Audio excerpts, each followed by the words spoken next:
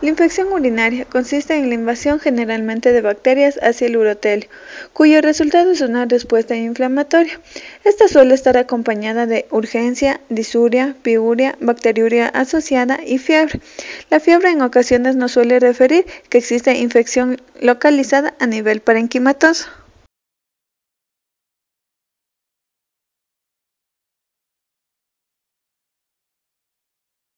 Clasificación de las infecciones urinarias por su localización. Esta se divide en dos grandes grupos: infecciones del tracto urinario inferior, que comprenden cistitis, prostatitis, uretritis, y infecciones del tracto urinario superior, que comprende pielonefritis, nefritis intersticial bacteriana, absceso parenquimatoso renal y absceso perirenal. Infección complicada. Es toda aquella infección con riesgo moderado o elevado de presentar sepsis, destrucción tisular u otros estados de cierta morbilidad o mortalidad. Además, una infección severa puede encubrir un trastorno anatómico, funcional o metabólico del tracto urinario previamente desconocido. Infección aislada, no resuelta y recurrente. La infección aislada comprende todas las primoinfecciones y aquellas que se encuentran separadas temporalmente de una infección previa por un periodo superior a 6 meses. Infección no resuelta. Es aquella que no responde a una pauta adecuada de tratamiento antibiótico, con síntomas persistentes y o sin resolución en base al resultado de los cultivos durante el transcurso del tratamiento. La causa más frecuente es la resistencia bacteriana al tratamiento antibiótico elegido. También son causas de fallo en la resolución de la infección la azoemia o necrosis de papila, puesto que disminuyen la capacidad renal para la concentración del antibiótico en la orina, la presencia de cálculos infecciosos con concentraciones intraluminares bacterianas muy elevadas, la infección por dos fenotipos o especies bacterianas diferentes o el incumplimiento terapéutico. Infección recurrente. Consiste en la aparición de una nueva infección después de la resolución clínica inicial, definida por la obtención de cultivos negativos después de un tratamiento antibiótico adecuado. La recurrencia puede ser la consecuencia de una reinfección o de la persistencia bacteriana en el tracto urinario, es decir, una recidiva. Etiología y patogenia. Etiológicamente, las infecciones del tracto urinario están dadas por gram negativos, gram positivos y hongos. Existen 3 vías de infección: hematógena, linfática y ascendente. Dentro de las indicaciones del tratamiento de la bacteriuria sintomáticas, se debe tratar embarazadas, trasplante renal inmediato, prótesis, niños menores de 5 años, previo a una cirugía urológica, inmunodeprimidos. Hay situaciones en las que es necesario evaluar el tracto urinario mediante pruebas de imagen. Entre ellas tenemos la cistitis recurrente, en las pielonefritis, siempre en el caso que sea un hombre, y en las complicadas si es mujer. En casos de prostatitis y orquiopidemitis, en la infancia, en la adolescencia, tras 2 episodios si es niña y tras un episodio si es varón. La cistitis aguda se caracteriza por la aparición brusca de disuria, urgencia miccional, polaquiuria, tenesmo, malestar hipogástrico y a veces hematuria macroscópica. En caso de mujeres jóvenes y que se haya detectado una tira reactiva positiva, se puede comenzar el tratamiento antibiótico empírico de pauta corta, de 3 a 7 días. Podemos utilizar el cotrimoxazol, fluorquinolona, nitrofurantoína e incluso en dosis única la fosfomicina. En los casos de cistitis aguda complicada, el tratamiento debe prolongarse al menos durante 7 a 14 días. La pielonefritis aguda es la infección aguda del parenquima renal. Esta puede estar acompañada de fiebre, malestar general, escalofríos, dolor lumbar unilateral con puño-percusión, síndrome miccional como disuria, polaquiuria. En la analítica podemos apreciar leucocitosis con desviación a la izquierda, hematuria, piuria y en ocasiones cilindros leucocitarios. En la pielonefritis no complicada se debe realizar una observación durante 6 a 12 horas. También podemos tener un tratamiento empírico hasta que esté el antibiograma, y este consiste en dar ceftriaxona, quinolonas, aminoglucósidos como la gentamicina asociado a ampicilina. El tratamiento debe durar de 10 a 14 días. Se debe realizar un control analítico en las 48 a 72 horas. En la pielonefritis aguda complicada, con una grave afectación del estado general, el tratamiento antibiótico empírico es intravenoso. Aquí podemos dar cefotaxina más aminoglucósidos o una monoterapia con beta-lactámicos de amplio espectro. La duración del tratamiento debe ser de 10 a 21 días. La pielonefritis aguda por Pseudomonas aeruginosa se asocia a obstrucción de la vía urinaria. Esta puede ser por estenosis, presencia de cálculos, manipulaciones o presencia de una sonda urinaria. El tratamiento debe emplearse antibióticos anti-Pseudomonas como la piperacilina, el tazobactam y la ceftazidima. La pielonefritis crónica es el deterioro renal consecutivo a infecciones recurrentes sobre el parénquima renal producidos en la infancia. Hay pruebas de imagen que son muy características. En la urografía podemos encontrar cicatrices corticales, adelgazamiento de la cortical. En la ecografía, una atrofia y disminución del tamaño. Cuando se produce una afectación bilateral, puede condicionar a una insuficiencia renal crónica. La causa más frecuente de prostatitis aguda sigue siendo la Escherichia coli. Aquí se va a cursar con dolor perineal, lumbar, fiebre, disuria, dolor en la eyaculación. El tacto rectal es obligatorio, encontrando una próstata congestiva, tumefacta, caliente y dolorosa. El tratamiento va a realizarse bajo las mismas premisas que debe incluir una infección parenquimatosa genitourinaria y prolongarse durante.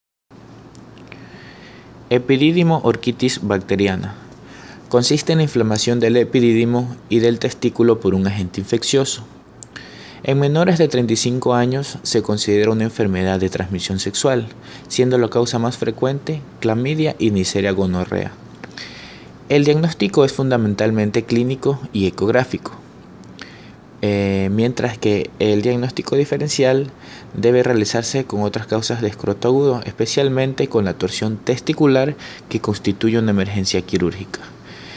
El tratamiento se realiza con ofloxacino o ceftriaxona en dosis única, esto acompañado de 10 días de doxiciclina oral junto a un tratamiento antiinflamatorio que básicamente se realiza con ibuprofeno. En mayores de 35 años suele ser producida por enterobacterias. El tratamiento debe realizarse en estos casos siguiendo el esquema de la pielonefritis, pero la duración no debe ser inferior a 3 semanas.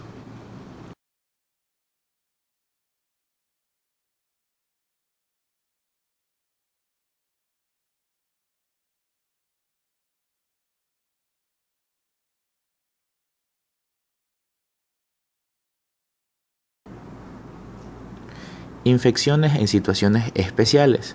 Tenemos infección urinaria en la mujer gestante, en el paciente diabético, en la mujer posmenopáusica y la infección urinaria en el paciente portador de catéter vesical permanente.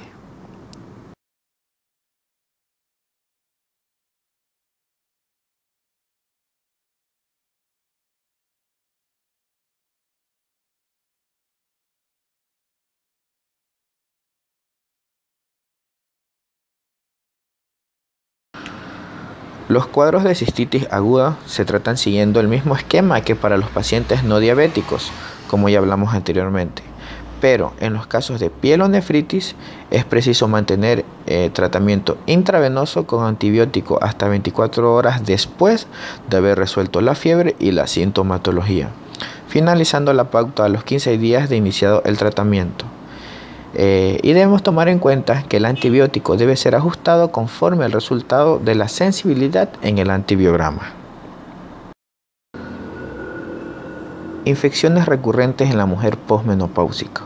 Las infecciones del tracto urinario inferior son muy frecuentes en esta etapa de la vida. Tenemos factores mecánicos y factores fisiológicos. Con respecto a los factores mecánicos, corresponde al prolapso del contenido visceral de la pelvis, y los fisiológicos hace referencia al déficit de estrógenos, lo que produce sequedad de la mucosa vaginal. También un aumento del pH, lo que ocasiona un descenso de la presencia de lactobacillus, que es un microorganismo predominante en el ecosistema vaginal, y este descenso ocasiona un crecimiento del Escherichia coli y otras enterobacterias. Las pacientes que presentan infecciones de repetición, ya sea 4 o más episodios al año, deben someterse a estudio morfofuncional del tracto urinario y tratarse mediante profilaxis antibiótica nocturna, ya sea o un tratamiento precoital o poscoital, que corresponde a la administración de nitrofurantoína 50 mg día o trimetoprim sulfamethoxazol 40-200 mg día 3 veces por semana, y esto corresponde a aplicar este tratamiento durante 6 o 12 meses. Infección urinaria en el paciente portador de catéter vesical permanente. El tratamiento consiste en la retirada o recambio de la sonda y pauta corta de antibióticos, y solo está indicado si existe sintomatología o bacteriemia. La bacteriuria asintomática se trata solo si el paciente presenta factores de riesgo o proteos mirabilis en el cultivo. Es importante la profilaxis mediante el uso de catéteres estériles y sistemas cerrados, retirando la sonda cuando no se necesite. La profilaxis antibiótica se reserva para los pacientes de riesgo elevado. Tuberculosis genitourinaria. La localización extrapulmonar más frecuente de la tuberculosis es la genitourinaria. Hasta un 5% de las tuberculosis activas cursan con afección a este nivel. Con respecto a la etiología, el Mycobacterium tuberculosis es el germen más frecuente. El periodo de latencia entre la primoinfección y la enfermedad clínica varía entre 10 y 40 años. La lesión inicialmente se localiza a nivel glomerular, avanzando en sentido distal hasta alcanzar la vía excretora. Durante este trayecto va produciendo una inflamación granulomatosa con fibrosis, pudiendo ocasionar una papilitis necrotizante y estenosis pielo-ureteral con hidronefrosis secundaria. El parénquima renal puede llegar a destruirse completamente y calcificarse, dando lugar a la imagen radiológica conocida como riñón mástica. La sintomatología es variable, siendo generalmente poco florida. La más frecuente es la hematuria y el dolor leve en fosa renal, produciendo en ocasiones dolor cólico nefrítico. Si existe fibrosis a nivel de la vejiga, aparecerá además un síndrome miccional característico del tracto urinario inferior con poliaquiuria secundario a la pérdida de distensibilidad vesical. Es frecuente el desarrollo de orquiepididimitis crónica granulomatosa con mala respuesta al tratamiento antibiótico habitual. Clínicamente es característica su presentación con piuria ácido estéril. Para el diagnóstico es imprescindible el empleo de cultivos en medios especiales, como Loustein-Jensen, en 3 muestras urinarias de días diferentes, el cual alcanza el 90% de sensibilidad en los casos de infección activa. En la urografía pueden detectarse alteraciones morfofuncionales hasta en el 90% de los pacientes.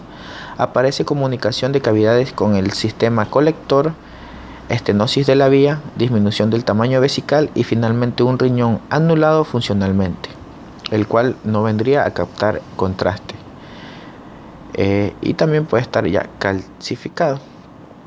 El tratamiento es similar al de la forma pulmonar de la tuberculosis en pauta y dosificación. En ocasiones, cuando la deformación anatomofuncional es importante, puede ser necesarias técnicas de reconstrucción quirúrgica de la vía urinaria o nefrectomía si se diagnostica un riñón mástico o un riñón ya calcificado.